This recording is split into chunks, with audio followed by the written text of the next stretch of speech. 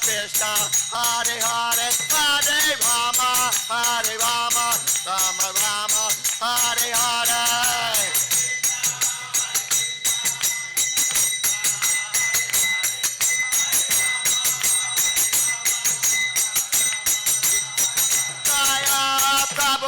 Jaya Prabhupada, Jaya Prabhupada, Jaya Prabhupada.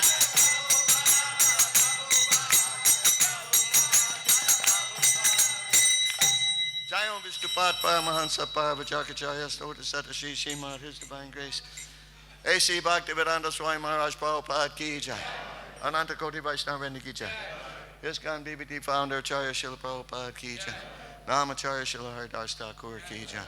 Prem se Gaur Shri Krishna Chaitanya Prabhu Nityananda Shri Advaita Gadadhar Srivasadi Gaur Bhaktavinda Ki Jai. Shri Shri Radha Krishna Gaur Gopinath Shamakunda Radha Kunda Giri Govardhan Ki Jai. Vrindavan Dham Ki Jai. Mayapur Dham Ki Jai. Ganga Mai Ki Jai. Jamuna Mai Ki Jai. Bhakti Devi Ki Jai. Tulsi Devi Ki Jai. Jagannath Puri Dham Ki Jai. ISKCON Mayapur Ki Jai. ISKCON Leadership Sanga Ki Jai. Sankirtan Yagya Ki Jai. Samaveda Bhakta Vrinda Ki Jai. Gaur Premanande Hari Hari Bom. All glories to the assembled devotees. All glories to the assembled devotees. All glories to the assembled devotees.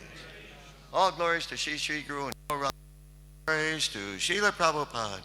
Namo Vishnu Padaya Krishna Vasaya Padaya. Hare Krishna.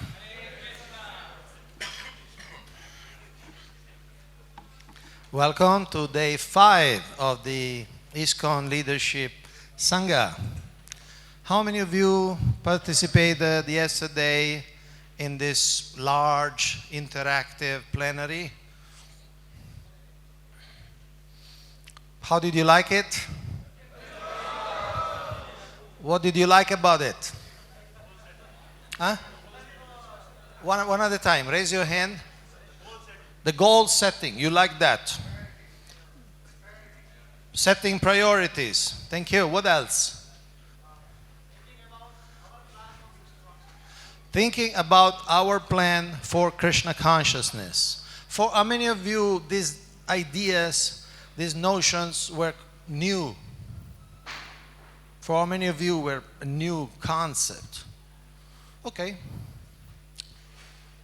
So today we'll start with His Grace Gopal Bhatta Prabhu. He will remind us the primary goals, aims of this ILS. And then he will also tell us about the charter model. How many of you heard about the charter model? Few. There is a resolution you will see which was passed by the GBC in October last year. So Prabhu will explain to us what that means. Ladies and gentlemen, His Grace Gopal Bhatta Prabhu.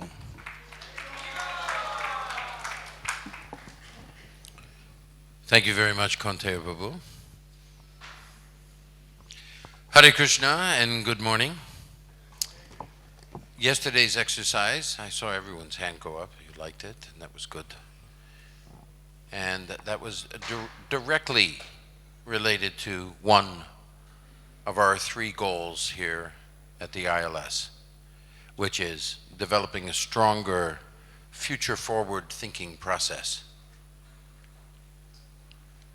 Certainly, it is our best wish that every single participant at the ILS will come out of it with a stronger, deeper, future-forward thinking process. So remember, that is goal number 1. Anybody want to take a guess what is goal number 2? Nobody wants to guess. I didn't think so, because the other day when Kaunteya Prabhu asked you what the main theme was, we had very few people that, so we're getting everybody back into why are we here? What are we doing here? Right? And it is the association of leaders where everyone is supposed to get out of your own little silo, meet other leaders, talk with them, create friendships beyond the scope of your immediate environment. And then third, a deeper commitment to Srila Prabhupada's mission.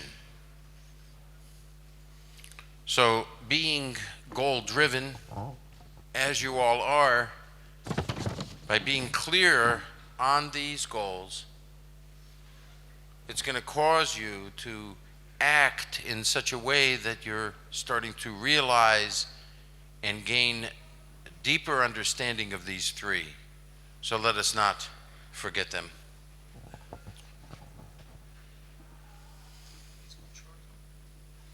Yeah, ready to do that. So,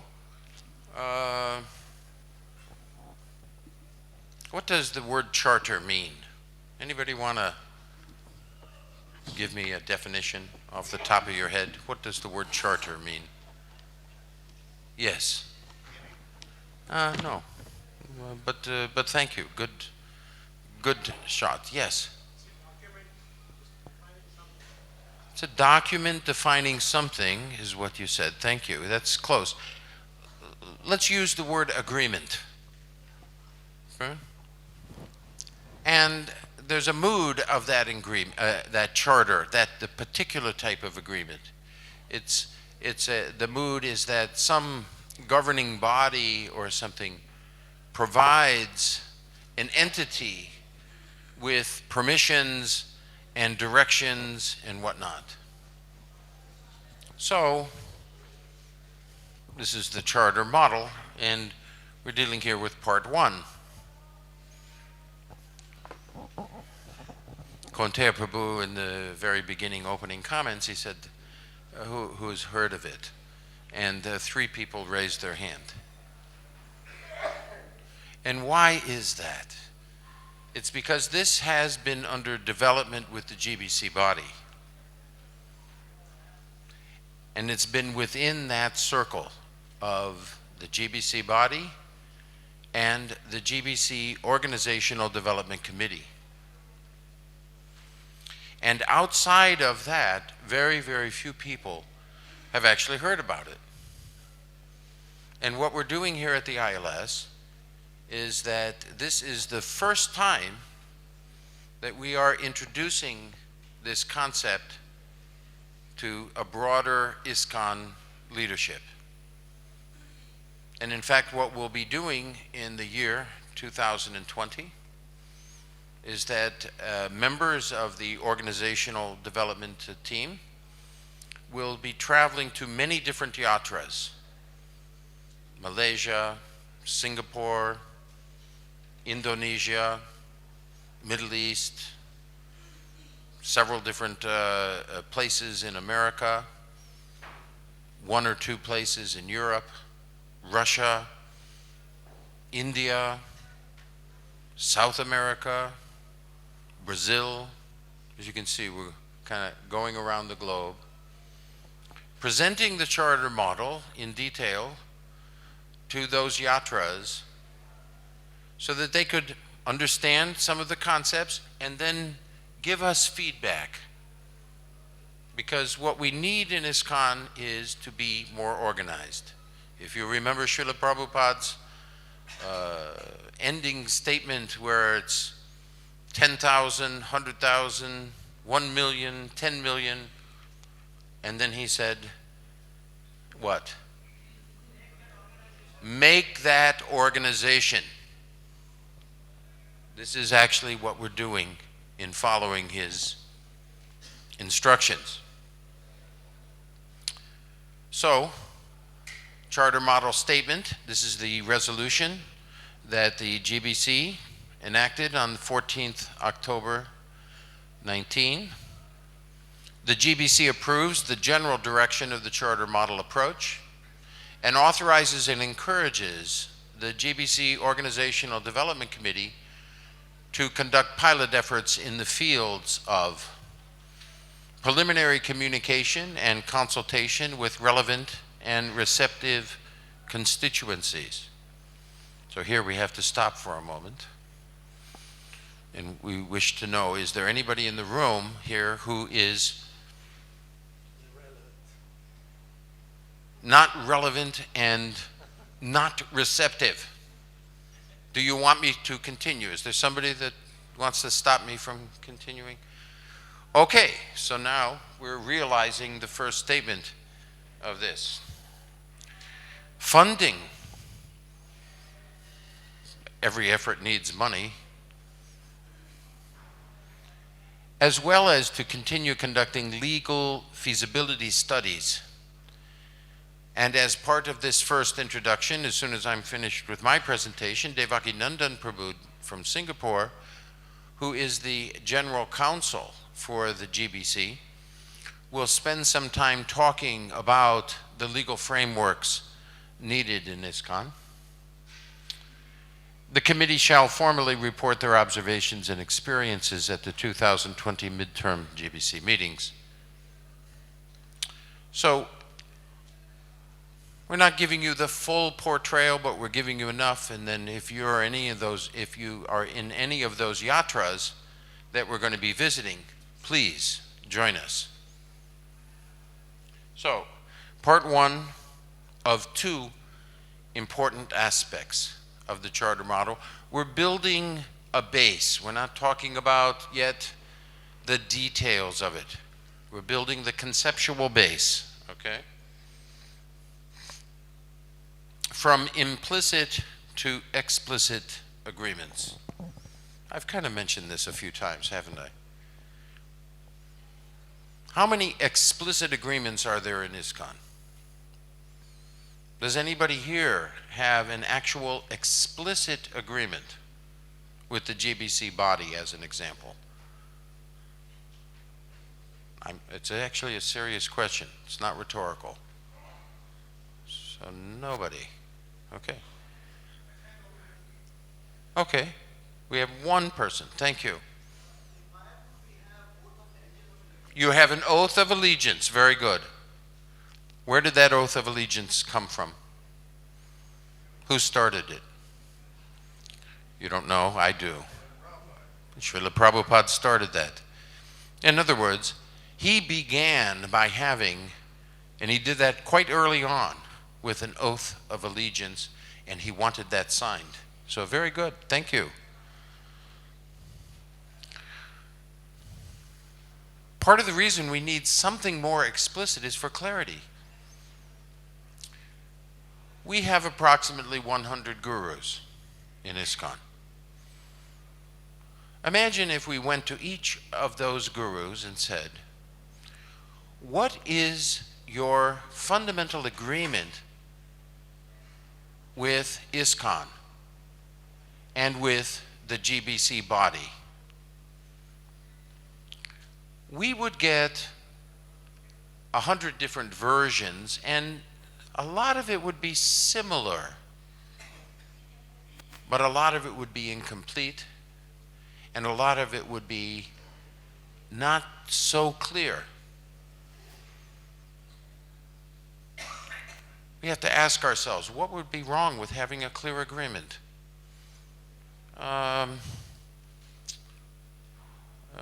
Let's see. Kaunteya prabhus, please get your microphone real quick. You don't really have to get up. You can sit there and just ask me if I'm willing to lend you $10,000. Would you lend me $10,000, Prabhu? Yes, I will. Thank you. When will you pay me back? You don't know. Okay. What interest will you give me? Interest? Interest, yeah, interest. That's interesting. That's interesting, okay. Are you willing, I'm willing to give you the money, but are you willing to put our agreement in writing? Hello? You see what I'm saying? Yeah? Perhaps. So, you know, if I were then to give him that $10,000 and then, you know, let's say 6 months later, hey, any thought about paying me back? Well, no, not yet, you know. Another 12 months later, I don't know, maybe it could give you something. I don't have much of an expectation of actually getting my money back, unless, of course, he wants to give it back, which he would, because he's such a fantastic devotee. But nonetheless, you get the point.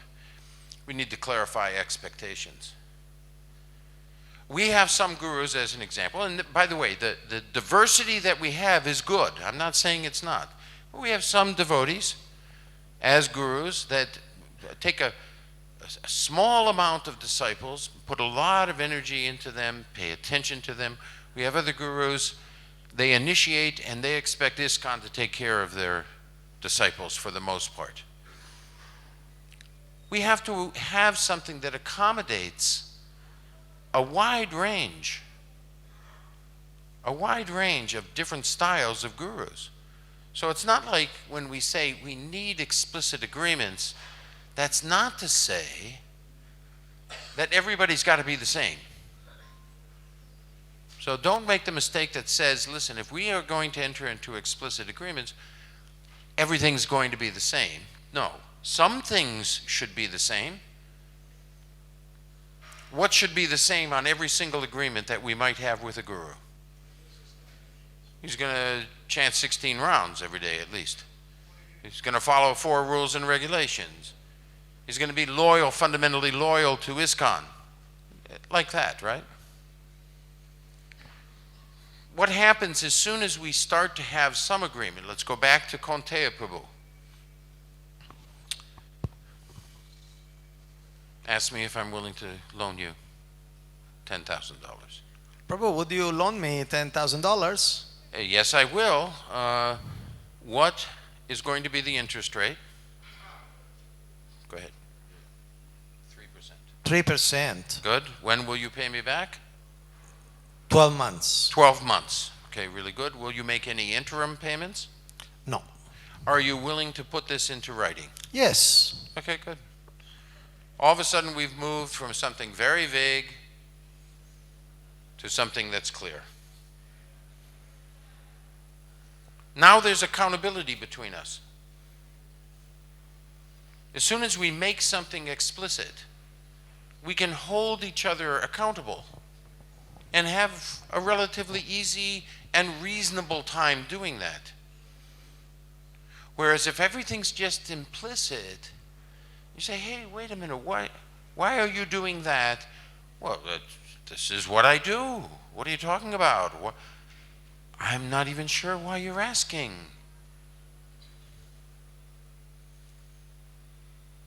This ambiguity, what happens in vagueness stays in Vegas. I realize that you might not, because most of you are not in. There's a saying, you know, Las Vegas in the United States is a particularly terribly denigrated place, right? It is the haven of gambling, sex, meat eating, sleeping, etc., right? So they have a saying that says, what happens in Vegas stays in Vegas, meaning you can go there and cheat on your wife or cheat on your husband or whatever, etc. So this is just one of those American jokes that Braja Bihari, where's Braja Bihari, Prabhu? Are you here? He sometimes tells jokes that nobody gets, and so that's what this is, okay?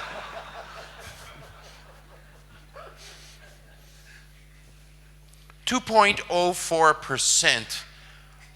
I am really going to be incredibly happy. I don't want an organizational development member to answer this question, by the way. But what does this mean? 2.04%. Okay. It is the approximate amount, percentage amount, of the disciples of Srila Prabhupada who ended up taking on the service of being an initiating spiritual master. So we have 100 people, right? Hang on one second, I just got to ask Kaunteya Prabhu something. Is there the Dham bar? Yeah. Or how far? How far? Not so far, I guess. I'm going to jump ahead of my PowerPoint a bit. There's something called the Dunbar equation. The Dunbar was this British, real smart guy, I don't know, psychiatrist, sociologist or something. And he spent a lot of time figuring out how many people total can one person have a meaningful relationship with. And the Dunbar equation says basically it's about 150. And once you go beyond 150, you really just don't know who people are. And if you're going to have a group of people that are beyond 150, then you have to start entering into a certain amount of agreements with these people to be able to hold those people together. Because you have now moved beyond the capacity to hold these people together simply by relationships. Now, we have right now approximately 100 gurus. 2.04%. How many of these gurus, how many disciples do they have in total? Somebody take a guess. No, there was 4,900, but that's not what I was asking. These people, the 100 gurus, they have initiated how many disciples? 1.5 lakhs. That's a good guess. About 150,000. And by the time Srila Prabhupada's disciples move on, leave this body, how many disciples do you think there'll be? 250,000 maybe? We'll use 250,000. What is 2.04% of 250,000? 5,000. Does that fit into the Dunbar equation that we're going to be able to know everybody? It's going to be a little tough. In other words, we're going to end up creating a breeding ground of chaos. In one sense, we already have a breeding ground of chaos. At least some people look at ISKCON and think it that way. Try to put that puzzle together. It is not going to be easy.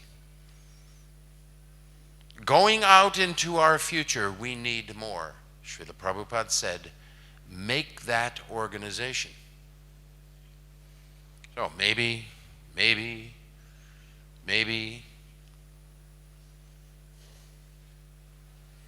So this is the Dunbar numbers that we were just speaking about. And it's really that 150. There's a really interesting company. It's called WW something Gore for Gore-Tex. Anybody have ever buy anything of Gore-Tex? I actually think that many people have, because it's the most fabulous fabric that is typically used in outdoor things, because it allows the fabric to breathe, but it doesn't allow water to get through. It's magical kind of stuff. And they really ended up, every time they grew, they built a building with enough parking lot for only 150 people, and as they continued to grow, they just built another building 150, another building 150, another building 150. They're one of the most forward-thinking organizations in the world. There's a whole lot of consequences if we do not create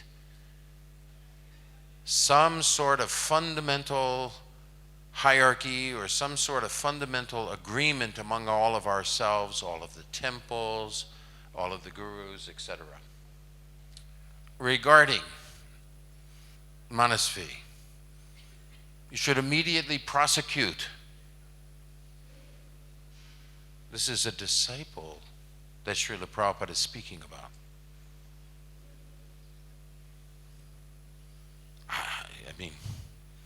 the charge should be breach of trust and misappropriation of funds. So he's instructing to go bring criminal prosecution in the breach of trust and misappropriation of funds. I have received today the oath of allegiance duly signed by him and notarized. When required, it will be supplied to you. Therefore, I wanted this declaration. So over here we say, hey, we have an oath of allegiance, and many people have signed an oath of allegiance. But have you ever thought that Prabhupada, with that signature, if somebody actually stole money, that he was willing to prosecute his disciple? But there you have it. So in other words, the agreements that we're making and that we are expected to make, they're serious agreements. Letter to Vasudev regarding the situation in Fiji.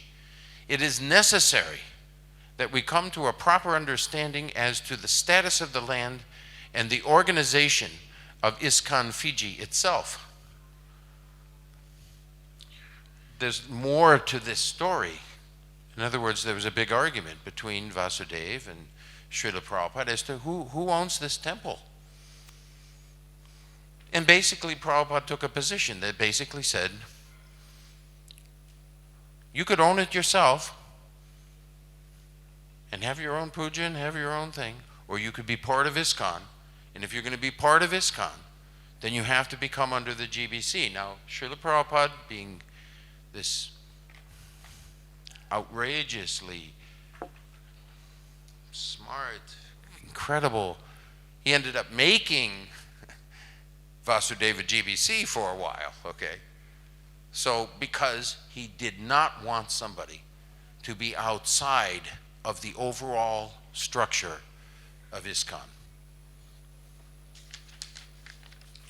So,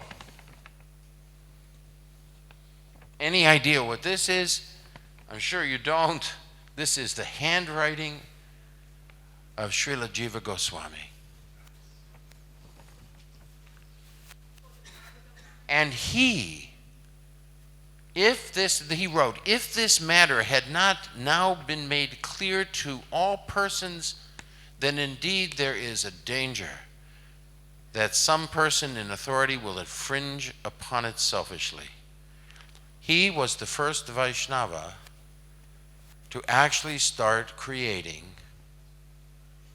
legal agreements.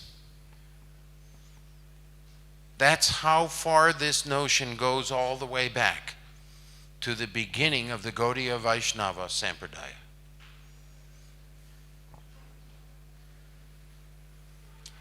I think I should do part 2 later. Yeah.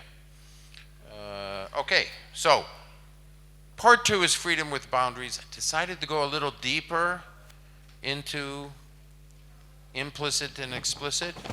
We'll come back tomorrow with a little bit more on the freedom of boundaries, because we do have Devaki Nandan Prabhu from Singapore, and I want him to spend time up here with you.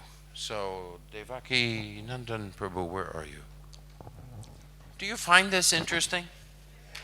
Huh? Okay. I really hope you do. We have to come together. There is such tremendous diversity in ISKCON. But Srila Prabhupada's instructions are that he wanted unity and diversity. And there's so much diversity that we have to try to balance unity, the diversity with a little bit more unity.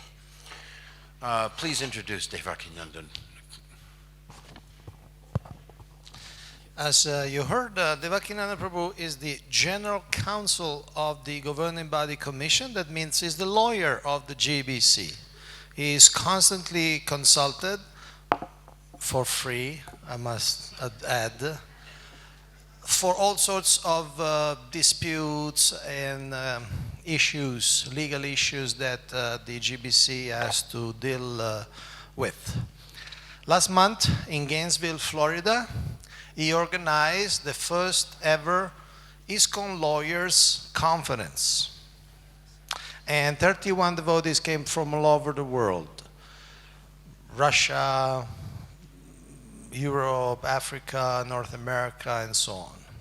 And so he's organizing, is mobilizing all the legal minds of the movements to protect the assets, present and future. He also has so many other credits to his name. He is a graduate of the GBC College, and he has been appointed zonal supervisor for Singapore, where he leads the community. Devakinandan Prabhu, Hare Krishna. Hare Krishna. So Hare Krishna to everyone. There was a lawyer who did not have much business, and he was seated in his office. Times were not so good, and he was waiting for a client to come in. He saw a man walking into the office, and he thought, well, if he looked too free, it wouldn't be a very positive image. People like to see lawyers who are busy. They get more confidence. So he picked up the phone and pretended to speak to a client. And the man waited for a while. And he kept talking about a case that never existed because there's no one on the phone. And after a while, he puts the phone down. And he says, "Can I help you, sir?" And the man says, "I come from a telephone company. And at the moment, all your lines are down. I've actually come to repair it."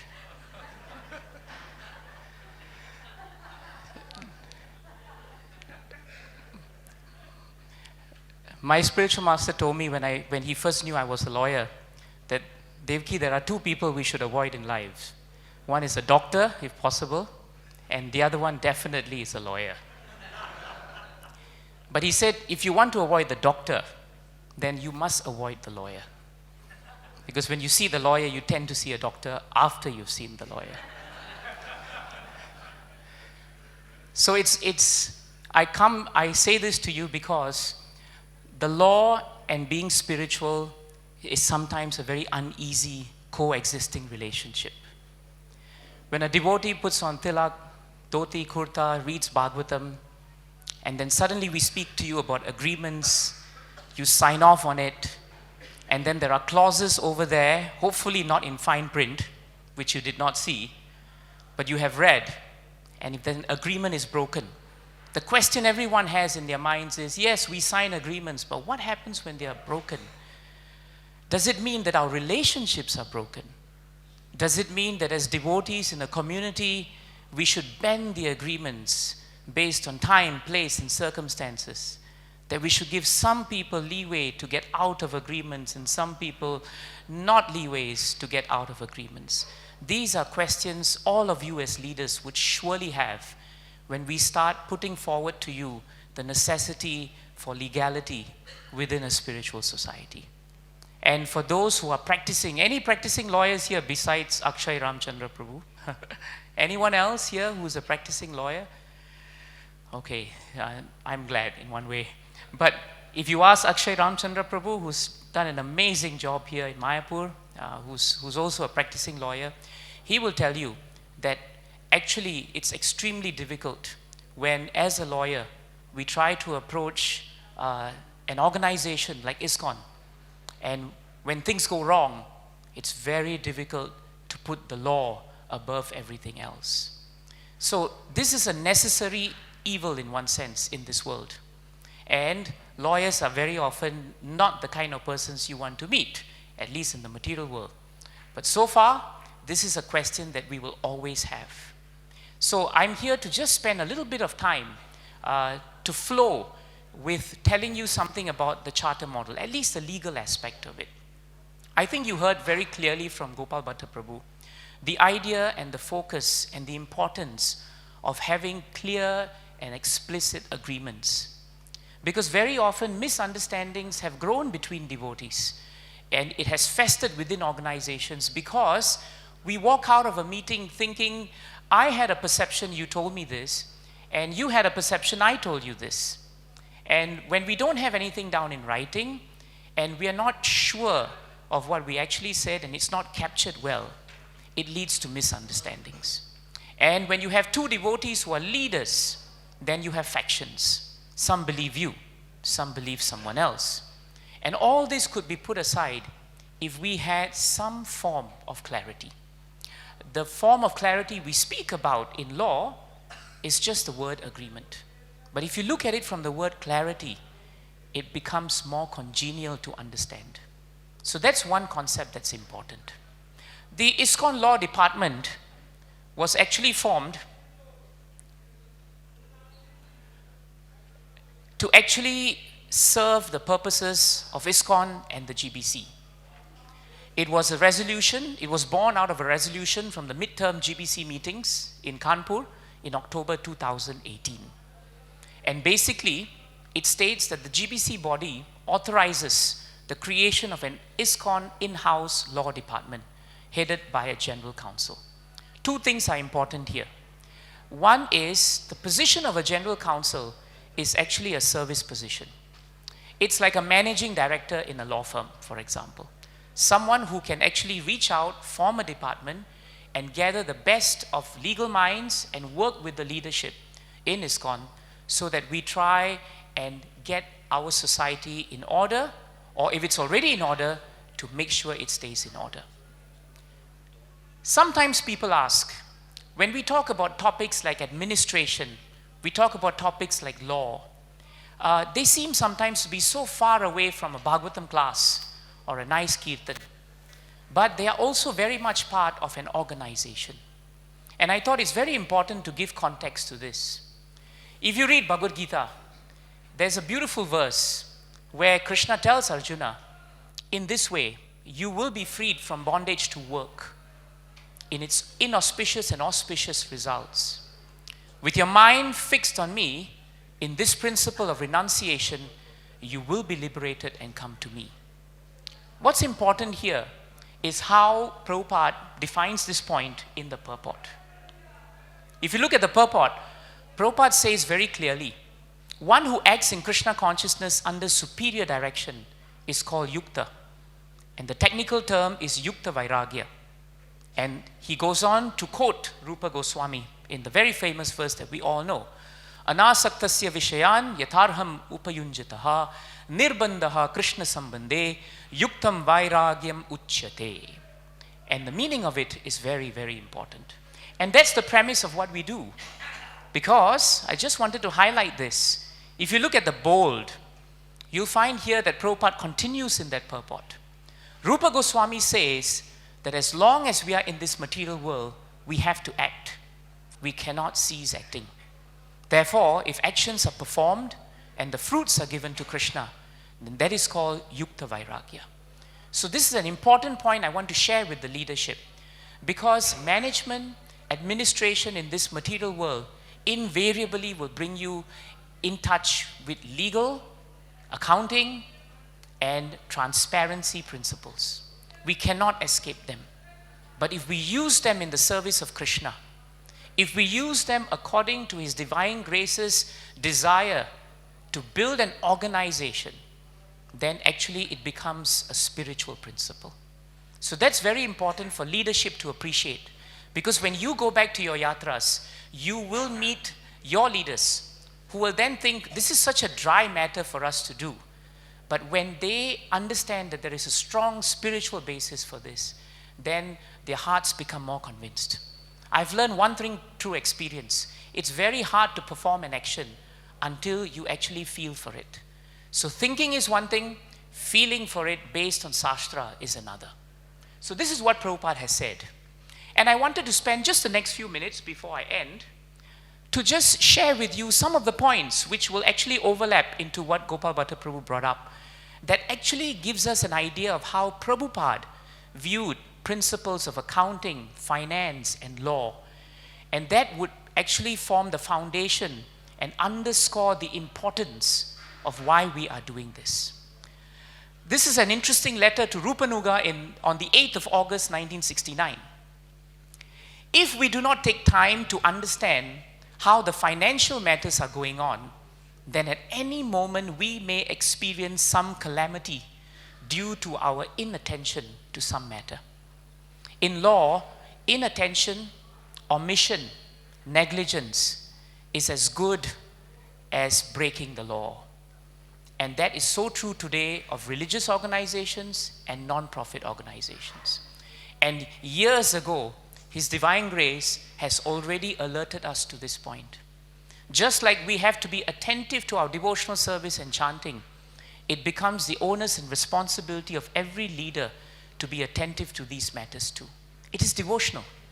Prabhupada goes on to say, therefore, you should try to keep yourselves always informed how the financial matters are improving, and keep your watchful eye on every feature of our Krishna conscious activity. And legality, transparency, financial matters are within the sphere of this Krishna conscious activity. Prabhupada ends that point by saying that is also part of preaching work. So this is one very important point that he shared with us. There's another, and this one is interesting. This is a letter from Prabhupada to Rupanuga, also in the same letter, August 8, 1969. And he's speaking about how traditionally a system ran. The students are taught by the spiritual master or the teacher, and the students themselves go from door to door for begging alms. And because everyone's son is in the ashram, nobody declines to give alms. So there is no financial difficulty at all. Prabhupada was speaking about the traditional system where you have mutts and you had disciples joining an ashram. And because they were joining it and it was part of a community, financial assistance was never an issue. But now Prabhupada says something, and he's in America now. So there is no financial difficulty at all. But I do not know what to do in your country. There are so many laws. We have to adjust things to the circumstances. So the global hierarchy that we have today in ISKCON, which will actually profit and benefit through the charter model, is actually envisaged on this point, that a charter model must be nimble and adaptive to time, place, and circumstances. The usual alarms that go off in our heads is one agreement for all? No. A lot of it is premised on how Prabhupada viewed the world. In your country, I do not know. There are so many laws. We have to adjust things to the circumstances. So as leaders, we become vigilant in our jurisdictions to understand and keep each other informed how the laws around us will finally affect the way we run our society. In Singapore, we are not officially ISKCON. We cannot be officially ISKCON for a variety of reasons. So for after so many years, we finally got down to a dialogue with the government and got ourselves registered as a society. But for all intents and purposes, we were told, we know you guys are Hare Krishnas, but we're watching you. We watch your accounts, we watch how you behave, we watch how you interact with people of different faiths, and if you want to be peaceful and do what you want, you learn to cooperate with us. That was the signal that the government gave us. So, technically speaking, if a sadhu comes through and gives a class in a temple in Singapore, he can't do it unless he has a proper permission. But he can't do that because ISKCON doesn't exist in Singapore. So what we have done is we've established a good practice with the sadhus who come through. We've trained with them what to say if ever an authority walks in and says, wait a minute, you don't have a permit, what are you going to do about this? And that training and that acceptance of the laws of that country and that adjustment helped us. Because one day, one fine day many years ago, one sadhu, one senior member of our fraternity actually walked into a temple, gave a class, and we had two officers from the Ministry of Internal Affairs coming in, sitting down, plain clothes. And they were new. So after the sadhu and after the guru finished his session, some very enthusiastic devotee went up and preached to these officers thinking, hey, you're new, welcome to our congregation. And they pulled out their passes and said, does he have a permit to speak? And then we had to say no. And he said, well, we need to interrogate him. And who's the president? I had to put up my hand. Oh, we need to interrogate you too. So they brought us over for interrogation, but they had to put us in two separate rooms so that we couldn't share notes. But we had already had a system with our visiting gurus. They knew what to say and I knew what to say. So 6 hours later, when we were actually allowed to come out, we sat down and we compared notes. And I remember Maharaj telling me, Devki, I think the training was good, because I said what I had to say, and you said what you had to say. And the super soul kept us together. And after that, the investigators were satisfied. We had crossed certain perimeters. They gave me a slap on the wrist, but that's okay, I can live with it. I've done it a few times. But the important thing is the sadhu gets to walk away, and we continue. And today we are in a much better position in Singapore. We can officially invite devotees coming through with a motivational speaker's license. We could do that because we understood this point. And I'm giving this as an example because it's very useful for us to see that according to where we are, so much of how we work will depend on circumstances. I'm probably winding down now, but this is an important letter that Satsarup Maharaj actually received from Prabhupada. I am preaching daily, but I'm at the same time managing everything. Seeing the statement of accounts, going to the bank, giving advice on every topic like that. Just now, I have purchased one apartment house with 7 apartments just adjacent to the LA temple. And very soon, we shall invest in similar properties. So practically, there is no question of my neglecting the financial matters of the society. And similarly, you shall do as I am doing. That is your real business. If you took out the picture of Prabhupada, if you covered this whole part here, and you just saw this description, you would think that this personality seems to be very savvy in the material world. He's investing in properties, he's going to the bank, he's giving advice on every topic, but because he was doing it for Krishna, it becomes incumbent on all of us moving forward in the next generation of leadership to understand how important accountability principles are. You saw this from Gopal Bhatta Prabhu. Most lawyers love this. Lawyers, by nature, like to go for the jugular. We got a good case, the evidence is all there, let's go for it. So if Prabhupada had mentioned this to a lawyer, he would be very happy. But the point that it shows is, there will be times, and this is necessary, when we have to make a statement. And Srila Prabhupada demonstrated an instance of that. But does it mean that having agreements on the table means that compassion, understanding, Vaishnava relationships get thrown out of the table? No. The legal committee that's been formed is well attuned to the idea that we have to balance two things. We have agreements, but we also have what we call relationships. It will always be a challenge, but we have to bear it in mind. So this is one important point of enforcement. And the last thing I want to share with you, because that's all I have now, is what Gopal Bhatta Prabhu brought up in a letter to Vasudev. Prabhupada writes here, regarding the situation in Fiji, it's necessary we come to a proper understanding to two things: status of the land. If you can take anything from this, then remember, His Divine Grace was concerned about 2 or 3 very important foundational areas of protection in our society.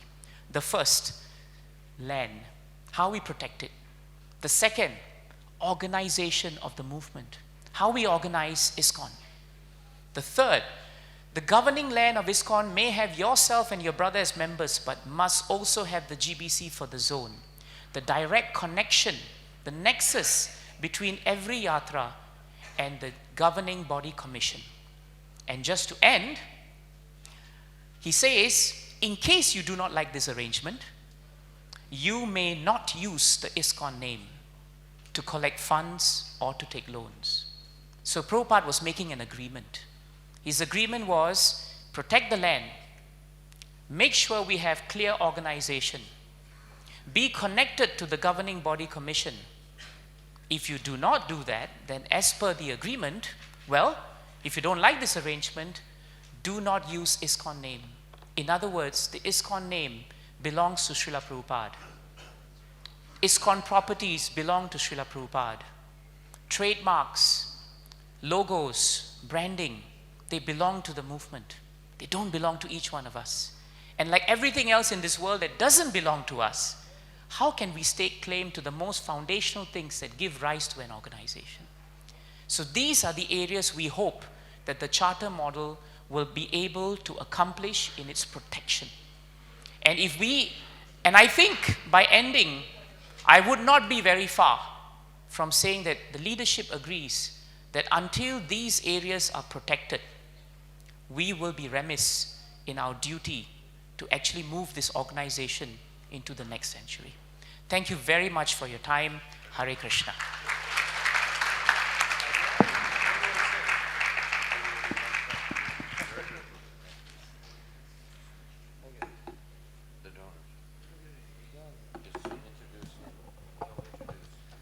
Hare Krishna. Thank you, Devakinanda Prabhu. As you will see in the schedule, Devakinanda Prabhu is also giving a seminar starting at 11:15. If you want to know more details, you can attend that. Now, as every day, we want to thank the donors. So you will introduce the donors. So we have Mukunda Madhava Prabhu from ISKCON Juhu, Mumbai, who will introduce the donors. Hare Krishna.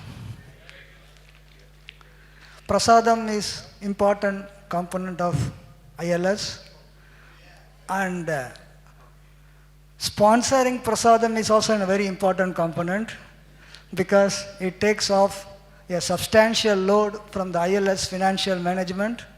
And today we have a group of yatras from Middle East who have sponsored the full day's Prasadam. And on behalf of the group of yatras, we have here Tapan Mishra Prabhu, Director of GDO, as well as Minister of Education, etc. So,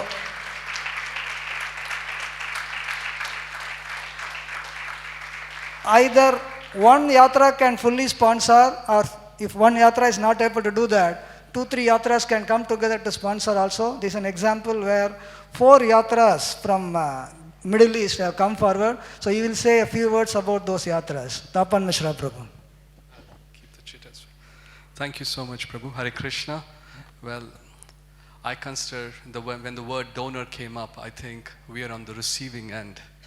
Although we're giving something, we're at the receiving end for this unique opportunity to serve all the Vaishnavas who are present here.